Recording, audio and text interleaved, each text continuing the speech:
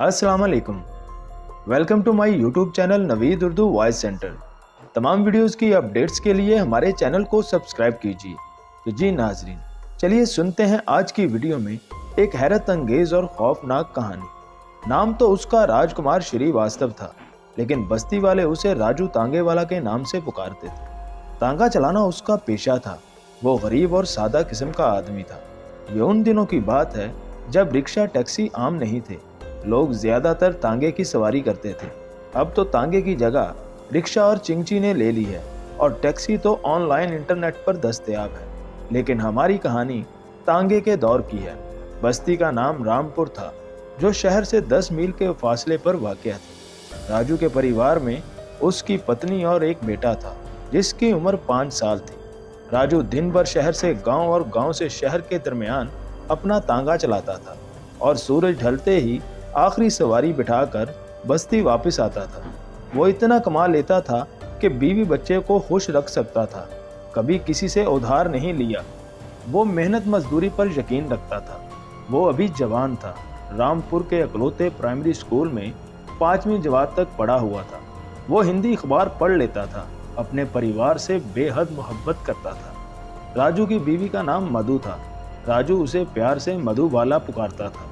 वो थी ही इतनी सुंदर जो किसी भी एक्ट्रेस से कम नहीं थी। बच्चा भी इसकी तरह गोरा चिट्टा था, लेकिन राजू बेचारा शक्ल सूरत का सादा था, गंदमी रंग, लेकिन दिल का साफ इंसान था। राजू के बेटे का नाम दीपक था, जो दोनों मियाँ बीवी के दिल का चैन था। राजू एक कच्चे मकान में रहता था। घर का सहन काफी वसी था, जहाँ वो अपना घोड़ा बांधता था। बस्ती खासी बड़ी नहीं थी, बस कच्चे पक्के मकानों पर मुश्तमिल थी, जहां बस्ती वाले प्यार से रहते थे। ज्यादातर लोग मेहनत मजदूरी करते थे, जबकि चंद लोग बम्बई और दिल्ली जैसे बड़े शहरों में अपनी किस्मत आजमाई करने जाते थे। रामपुर की बस्ती जमुना नदी के मशरकी किनारे पर वाक़या थी। लोग अमीर नहीं थे, बल्कि गरीब थे। वसाइल बहुत कम थे, लेकिन मेहनतकश बस्ती वाले जीवन से निराश नहीं थे, काफ़ी हौसलामंद थे। साल नौ शुरू हो चुका था। मौसम सरमा अपने अरूज पर था। रामपुर इन दिनों बर्फानी हवाओं की लपेट में था।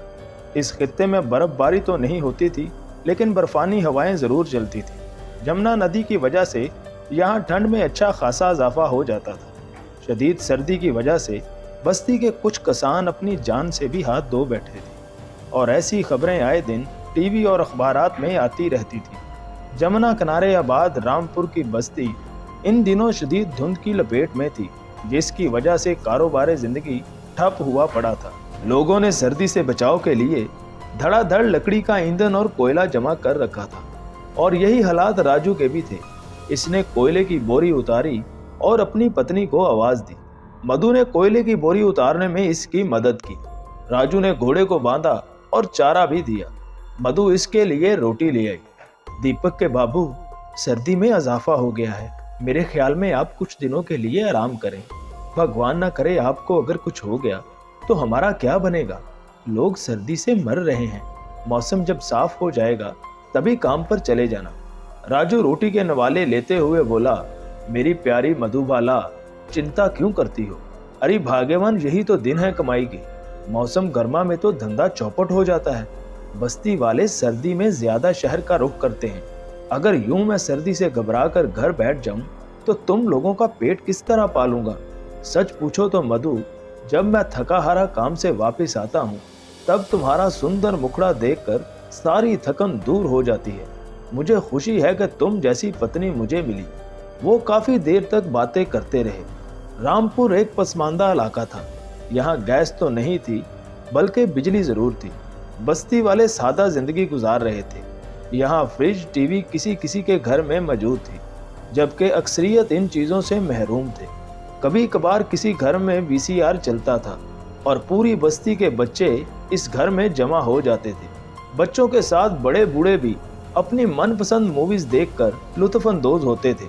राजू भी कभी कभार अपनी पत्नी और बच्चे के साथ पड़ोस वाले घर में वीसीआर पर फिल्म देखने जाता था। इसे मधुबाला की फिल्में बहुत पसंद थी, शायद इस वजह से कि इसकी पत्नी का नाम भी मधु था। आज के दौर में तो ये सारे मजे खत्म कर दिए हैं। कहाँ रही वो मोहब्बत, सादगी, एक दूसरे को बर्दाश्त करना, पड़ोसियों का ख्याल रखना। आज तो हर घर में टीवी है, मोबाइल है, नेट है, लेकिन फिर भी लोग अकेले हैं। किताबें छूट गईं, इनकी जगह हाथों में मोबाइल आ गया। लाइब्रेरियां वीरान हो गईं और नेट कैफे आबाद हो गए। रामपुर की बस्ती काफी अरसे से पुरअमन थी। कोई इक्का दुक्का वाकयात होते रहते थे कि किसी जानवर को कोई जंगली चीता ले गया या किसी लकड़हारे को सांप ने डस लिया। मतलब सैलाब की तबाहकारियों के बरअक्स जंगल काफी शांत था। ऐसा भी नहीं था कि जंगली जानवर कम थे, जंगली जानवरों की भी बहुतायत थी। इनमें शेर, हाथी, भालू, चीते वगैरह भी शामिल थे और छोटे मोटे खरगोश और सांप वगैरह। लेकिन बस्ती वाले इनके शर से महफूज थे। बड़े बूढ़े तो जंगल की खतरनाक कहानियां सुनाते रहते थे, लेकिन मौजूदा वक्त में रामपुर एक पुरअमन और शांति वाला इलाका था। रात के वक्त शेर, हाथी के चिल्लाने की आवाज़ें दूर दूर से सुनाई जरूर देती थी, लेकिन बस्ती वाले इन आवाज़ों पर कान नहीं धरते थे। इनके मुताबिक जंगली दरिंदे रामपुर से डरते हैं और यहाँ का रुख नहीं करेंगे, और बज़ाहिर भी ऐसा ही लग रहा था। आज बारिश की वजह से रास्ते पर कीचड़ जमा हो गया था, जिसकी वजह से लोग घरों से बाहर कम निकले थे। शाम हो गई थी और राजू तांगे वाला खासा परेशान दिखाई दे रहा था। सुबह से कोई सवारी नहीं मिली थी। लगता है आज खाली घाट घर वापस जाना पड़ेगा। ये सोचकर वो मजीद रुक गया। वैसे तो सूरज ढलते ही राजू वापस घर आ जाता था, लेकिन आज हालात इसके बरक्स थे। वो इस उम्मीद पर मजीद वहाँ रुका कि शायद कोई मुसाफिर मिल जाए, लेकिन फिलहाल तो लारी अड्डा खाली खाली सा नजर आ रहा था। रात के 8 बज रहे थे कि एक जोड़ा राजू के पास आया। एक लड़का और लड़की, जिनकी शायद नई नई शादी हुई थी, जो इनके लिबास से जाहिर हो रहा था। लड़की 9 उम्र थी।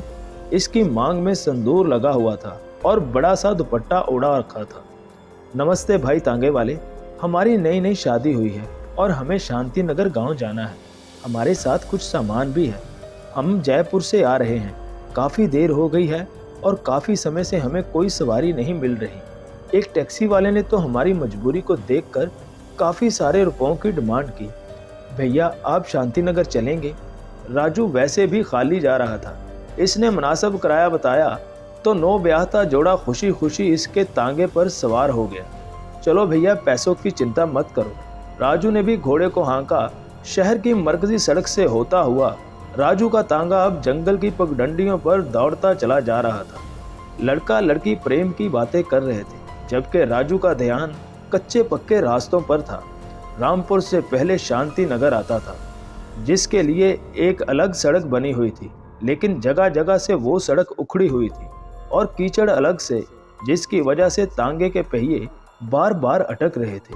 रात की तारीकी बढ़ गई थी और बारिश की वजह से सर्दी की शिद्दत में भी इजाफा हो गया था। राजू ने गर्म कोट के ऊपर एक स्याह चादर ओढ़ रखी थी, लेकिन सर्दी फिर भी अपना जोर दिखा रही थी। जबकि नौब्याहता जोड़ा सर्दी से बेनियाज बातों में मगन था।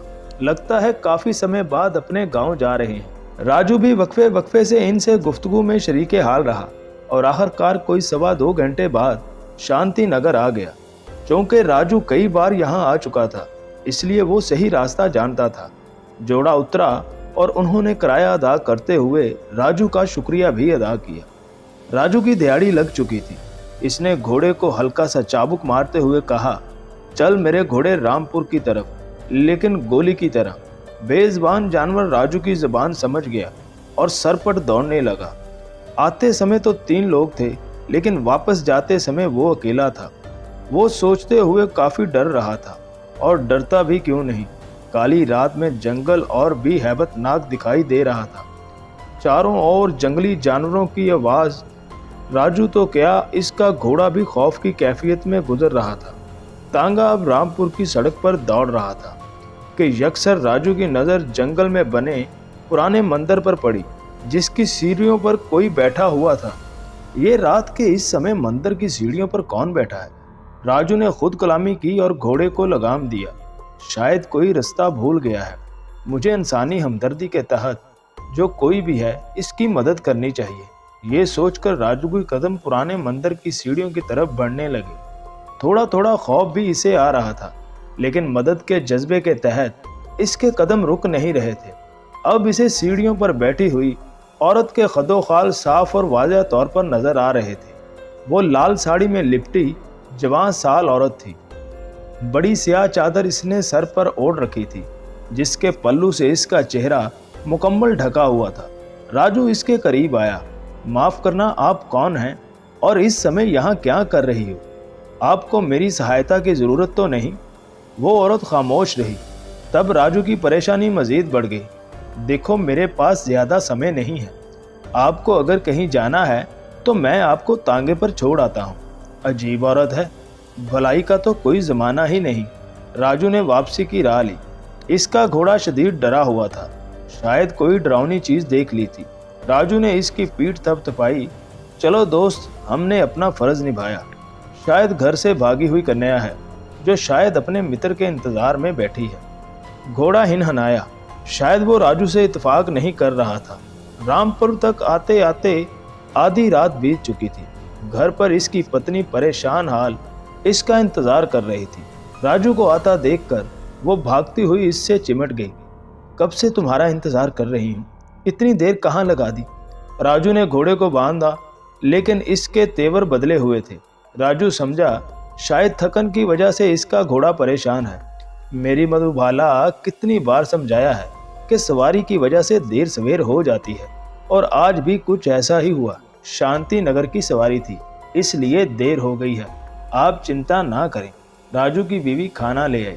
खाने से फाहर होकर राजू बाहर सहन में बंधे घोड़े के पास आया, जो अब भी खौफजदा था। दूसरी तरफ घास भी इसी तरह पड़ी हुई थी। राजू को घोड़े की कैफियत समझ में नहीं आ रही थी। वो अब भी यही समझ रहा था कि घोड़ा शदीद थका हुआ है, पर सच तो ये है कि घोड़े ने वो कुछ देख लिया था जो राजू देख नहीं पाया था। फिर राजू ने इर्द गिर्द की चीज़ों पर ज़्यादा ध्यान नहीं दिया था। राजू का घोड़ा दिन ब दिन लागर वो कमज़ोर होता जा रहा था। घोड़े की ऐसी हालत देखकर राजू बहुत परेशान हो गया था। इसकी पत्नी ने इसे मशवरा दिया कि शहर में किसी अच्छे जानवरों के डॉक्टर को दिखाओ। अगले रोज़ राजू लारी अड्डे से सीधा अपने घोड़े के हमरा जानवरों के डॉक्टर के पास गया। डॉक्टर काफ़ी उम्र रसीदा था। इसने घोड़े का मुआयना किया। घोड़ा बदस्तूर खौफ के आलम में था। डॉक्टर ने कुछ दवाइयाँ लिखकर राजू को थमाते हुए कहा, देखो श्रीमान, दवाइयाँ तो मैंने लिख दी हैं। मगर राजू ने दवाइयों की पर्ची लेते हुए हैरत से पूछा, मगर क्या डॉक्टर साहब? डॉक्टर तवक्कुफ के बाद बोला, दवाइयाँ तो केवल शरीर पर असर करती हैं, परंतु आपका घोड़ा शदीद डरा हुआ है। लगता है इसने कोई इंतहाई भयानक और खौफनाक किस्म की कोई चीज़ देख ली है। राजू की परेशानी में इजाफा हो गया।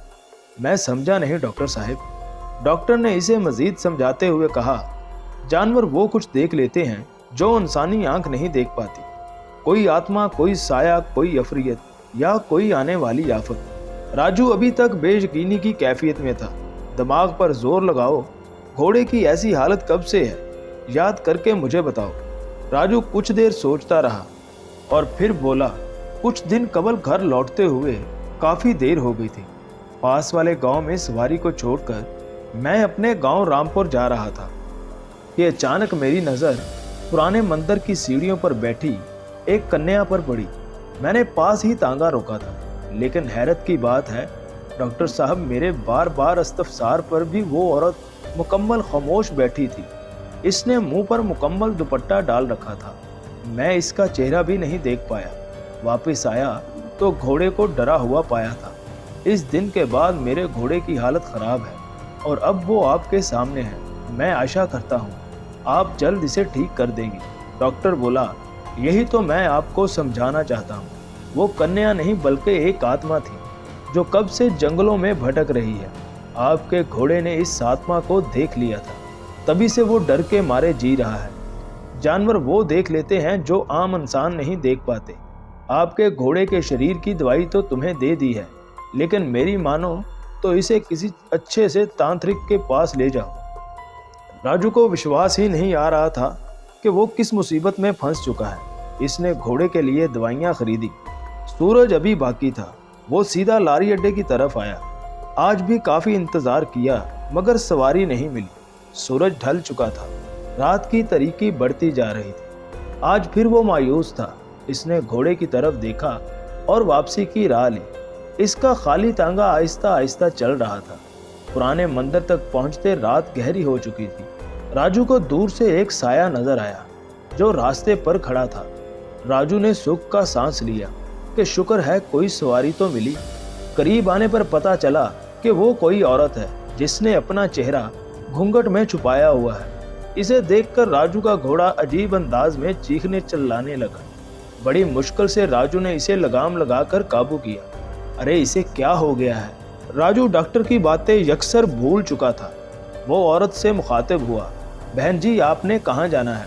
वो खामोश रही। राजू को हैरत लगी। देखो मैं रामपुर जा रहा हूँ, यहाँ तांगे के सिवा और कोई सवारी नहीं चलती। अगर रामपुर तक जाना है तो बैठो, अगर पैसे नहीं है तो खैर चिंता की बात नहीं है। वो औरत खामोशी से राजू के तांगे पर आकर बैठ गई। राजू का घोड़ा बड़ा बड़ा दौड़े जा रहा था। राजू बार बार इस औरत की तरफ मुड़कर देख लेता था कि शायद वो ही गुफ्तगू का सिलसिला शुरू करे, मगर वो बदस्तूर खामोश थी और अपना चेहरा छुपाए हुए थी। मौसम के तेवर बदल चुके थे और देखते ही देखते जर्ददार आंधी शुरू हो गई। हवा का जोर शदीद था।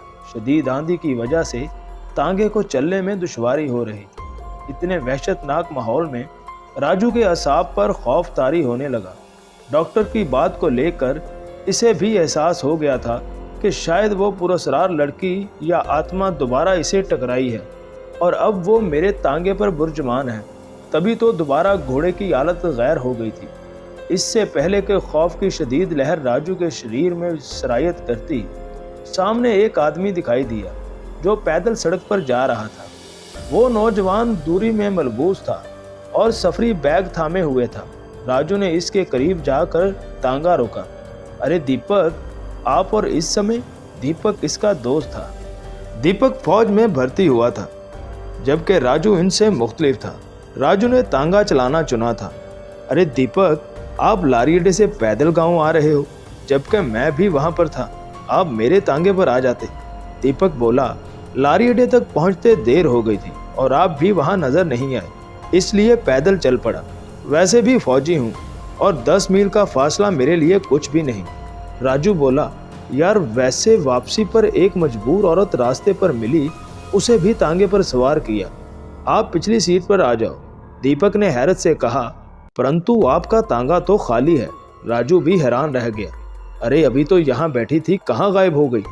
दीपक तांगे पर बैठे हुए मजाक में बोला, जहाँ तक मेरी जानकारी है राजू एक शरीफ आदमी था, कहीं वो लड़की? राजू इसका मजाक समझ गया था। अरे नहीं यार, ऐसी कोई बात नहीं, वो कोई अजनबी औरत थी और पूरे रास्ते हमारी इससे कोई बातचीत भी नहीं हुई। खैर चलते हैं गांव। राजू का तांगा तेजी से रामपुर की तरफ जा रहा था। राजू की पत्नी काफी समय से इसकी राह तक रही थी। राजू को देखकर इसकी सांस में सांस आई। अरे ये आप कहाँ रह गए थे? राजू ने घोड़े को बांधा जो अब भी डरा हुआ था। अरे मेरी मधुबाला घोड़े को डॉक्टर के पास लेके गया था, इस वजह से देर हो गई। और कितनी मर्तबा कहा है कि मेरा काम ही ऐसा है, देर सवेर होती रहती है, चिंता करने की ज़रूरत नहीं है। सर्दी की शिद्दत से राजू के हाथ पैर ठंडे हो गए थे। राजू की पत्नी ने लकड़ियों की ईंधन के साथ कोयले की आग जलाई थी। राजू ने हाथ मुंह धोया और आग सेकने बैठ गया। राजू की पत्नी इसके लिए रोटी ले आई। राजू बार बार घोड़े की तरफ देख रहा था। इसने डॉक्टर वाली बात पत्नी से भी शेयर की, जिसे सुनकर वो भी फिक्रमंद हो गई। इसने भी राजू को मशवरा दिया कि किसी दिन घर में पूजा का एहतमाम किया जाए ताकि जो कोई भी काली शक्ति या आत्मा से छुटकारा हासिल किया जाए। वो दोनों इस बात पर मुत्तफिक हुए। कुछ देर वो बातें करते रहे और फिर बिस्तर पर सो गए। सुबह राजू का घोड़ा मुर्दा पाया गया। घोड़े की अचानक मृत्यु पर दोनों मियाँ बीवी काफ़ी दुखी हो गए। अपने प्यारे घोड़े की मौत पर राजू सर पकड़कर काफ़ी देर तक रोता रहा, जबकि इसकी पत्नी इसे दिलासा देती रही। राजू का घोड़ा मर गया। पूरे गांव में ये बात फैल गई। हर कोई राजू से हमदर्दी करने आ रहा था। सच तो ये है कि गरीब लोग जानवरों को भी अपने परिवार का हिस्सा समझते हैं, जबकि आज के जदीद दौर में इंसान को इंसान नहीं समझा जाता। सोशल मीडिया के इस दौर में इंसान ने तरक्की तो बहुत कर ली, मगर सादगी, हमदर्दी और इंसानियत कहीं पीछे रह गई। घोड़े के शौक में काफ़ी दिन गुजर गए और अब राजू बेरोजगार हो गया था। अब वो मेहनत मजदूरी करता था और जंगल से लकड़ियां काट कर इन्हें बेचता था और इस तरह घर का चूल्हा जलता था। एक दिन वो बस्ती के पंडित के पास गया और कहा, पंडित जी, मुझे अपने घोड़े की मृत्यु पर अभी तक दुख है, लेकिन समझ में नहीं आ रहा कि ये सब यूं अचानक कैसे हो गया। और इस तरह राजू ने पंडित को डॉक्टर वाली बात भी बता दी। पंडित ने इसे दिलासा देते हुए कहा, देखो बेटा, मृत्यु अवश्य है, हर जीवन ने मृत्यु का मजा चखना है। मेरे विचार के मुताबिक डॉक्टर की बात सही थी। और राजू बेटा, ये भी सच है कि इस संसार में काली शक्तियाँ और आत्माएं भी मौजूद हैं और रात के समय वो बलाएं बाहर निकलती हैं। हमारे बड़े बूढ़ों के मुताबिक इन जंगलों में एक आत्मा सदियों से भटक रही है और रामपुर में काफ़ी लोगों ने रात के समय इस भटकती आत्मा को अपनी आंखों से देखा भी है, लेकिन उन्होंने बात नहीं फैलाई। तुम्हारे घोड़े को वो आत्मा नजर आ गई थी जिसे तुमने मंदिर की सीढ़ियों पर औरत के रूप में देखा था। दरअसल वो नकाबपोश औरत एक भटकी हुई आत्मा है। भगवान का शुक्र अदा करो कि इसने तुझे जिंदा छोड़ दिया। बेटा, मेरी बात याद रखना, रात के समय कभी अकेले जंगल में नहीं जाना, मगर दिन के समय अवश्य जा सकते हो। राजू शुक्रिया अदा करके वापस घर आ गया। वो सुबह सवेरे कुल्हाड़ा रस्सी लेकर जंगल का रुख करता था और सूखी लकड़ियां काटकर गांव में बेचता था और इस तरह मेहनत करके अपना गुजारा करता था। जंगल काफ़ी वसी और गहरा था। 100 वाफर मकदार में सूखी लकड़ियां दस्तयाब थी। अब गांव वाले इसे राजू लकड़हारा के नाम से पुकारते थे। मौसम सरमा के आखिरी दिन थे। एक दिन राजू कुल्हाड़ा लेकर लकड़ियां काटने के लिए जंगल में गया।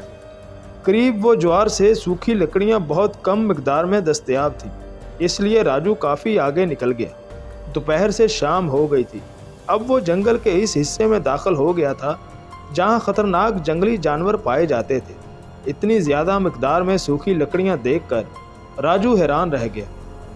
लगता है जंगल का ये वाला हिस्सा रामपुर के लकड़हारों की नज़रों से ओझल है। इसने खुद कलामी की और समय बर्बाद किए बगैर लकड़ियां काटने लगा। अभी थोड़ी देर ही नहीं गुजरी थी कि एक महाशक्तिशाली चीता अचानक कहीं से नमूदार हुआ, जिसकी धाड़ सुनकर राजू के औसान खता हो गए। अपनी जान बचाने के लिए वो दौड़ा और एक लंबे घने दरख्त पर चढ़ गया। चीता राजू को देखकर जोर जोर से धाड़ने लगा, जिससे जंगल में यकसर खामोशी छा गई। चीता बार बार दरख्त पर ऊपर चढ़ने की नाकाम कोशिश कर रहा था। डर और खौफ के मारे राजू की सटी गम हो गई थी और सर्दी में भी पसीने छूट रहे थे। वो इस वक्त को कोस रहा था जब वो यहाँ आया था। चीता भी बाज नहीं आया और इसने फैसला कर लिया था कि वो आज अपना शिकार हासिल करके दम लेगा। वो दरख्त के नीचे ज़मीन पर बैठ गया ताकि इसका शिकार नीचे उतरे और वो इसे दबोच ले। सूरज ढल चुका था, मगर हनूज चीता अपनी जगह से नहीं उठा। आखिरकार तवील इंतज़ार के बाद चीता अपनी जगह से उठा और राजू की तरफ देखकर गुस्से से दहाड़ा और वापस चला गया। राजू काफ़ी देर से इस इंतज़ार में दरख्त के ऊपर बैठा था कि कब चीता वापस जाता है और वो दरख्त से नीचे उतरे। चीते के जाने के काफ़ी देर बाद भी वो दरख्त के ऊपर बैठा रहा। जब राजू को यकीन हो गया कि चीता वहाँ से काफ़ी दूर निकल गया होगा, तभी वो दबे पांव दरख्त से नीचे उतरा और अपना कुल्हाड़ा संभाला। इधर उधर देखा और वापसी के लिए दौड़ लगा दी। रात की तारीकी गहरी हो गई थी। वो शायद रास्ता भी भटक गया था।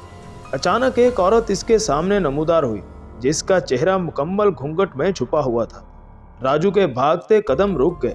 राजू को डॉक्टर और पंडित की बात याद आ गई। इसने इस औरत पर कुल्हाड़ा ताना और डरते डरते पूछा, कौन हो तुम और रात के इस समय यहाँ जंगल में क्या कर रही हो?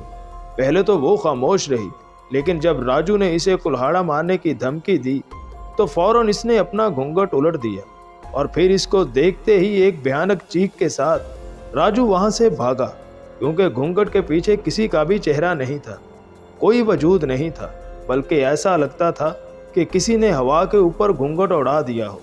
राजू खौफ के आलम में गिरता पड़ता भाग रहा था। इसके दिल की धड़कन बढ़ गई थी और रामपुर पहुंचते पहुंचते इसके दिल ने धड़कना छोड़ दिया था। राजू को हार्ट अटैक हुआ और वो मर गया। अपने घोड़े की तरह राजू भी मुर्दा पाया गया और फिर राजू के बाद तो लोगों ने हमेशा हमेशा के लिए रात में पुराने मंदिर के रास्ते से आना जाना छोड़ दिया।